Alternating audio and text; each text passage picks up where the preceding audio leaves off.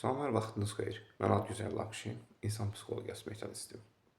Bugünkü mövzumuz ondan ibarət olacaq ki, bəzi insanlar öldüyü anı hiss etdikləri andan sonra dəyişirlər. Bu nə deməkdir? Baxırsan, həyatı boyu daima ona pislik, buna mənfi düşüncə ilə yanaşmaq, neqativ enerji yükləmək, amma hər hansı bir ağır xəstəliyi ortaya çıxdıqdan sonra anidən müdrikləşmək. Məsələn, düşün ki, pis insansan, hamıya qarşı neqativ düşüncələr, yanaşma tərzi daima pis haldadır. Lakin hər hansı bir növ xəstəliyin olduğu halda evinə istər bir xeyirxah da olsun və ya bir pis qonaq da olsun, elə qarşılanma olur ki, sən özünü məəttəl qalarsan.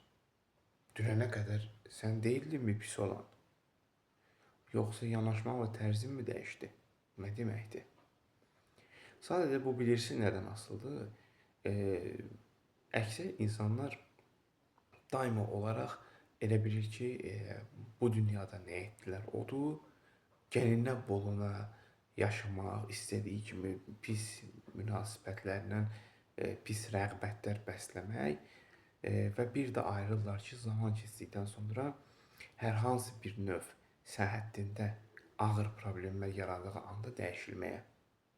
Bunu başından bəri oldu da yaxşı. Səni pisliyə vadar edən, səni pis düşüncəyə itələyən, yaxud sövq edən nədir? Nə itirəcəksən, yaxşı olsan? Yaxud yaxşı düşüncə ilə yanaşsan. Adətən ikinci bir meyar da var ki, insanların əksəriyyəti aldığı travmalardan, hətta belə deyərdim, şiddətli travmalardan sonra dəyişirlər. Baxırsan ki, çox savadlı, alicənab biridir, o ki, görürsən, dəli olub.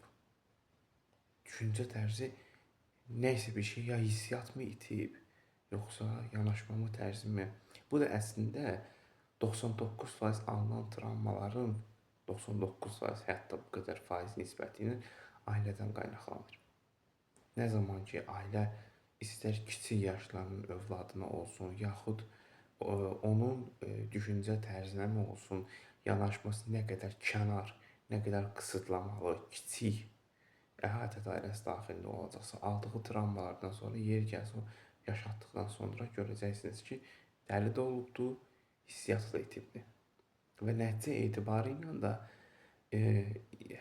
həm travmalardan qaynaqlanan səbəblərdən, həmçinin daxilində olan müsbət enerjini saxlayıb, daima pis hərəkətlərlə, pis davranışlarla ölənə yaxın dəyişən insanlar heç zaman nə son ana qədər insanların gözünün yaxşı insan kimi yox, pis insan kimi də qalacaqlar.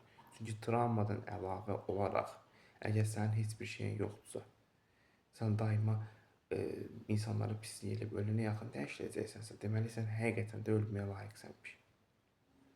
Bu qədər. Suallarınız olduğu təqdirdə mesaj bölməsinə yaza bilərsiniz. Yaxud hər hansı bir psixoloji dəstək və seansla bağlı yazıla bilərsiniz.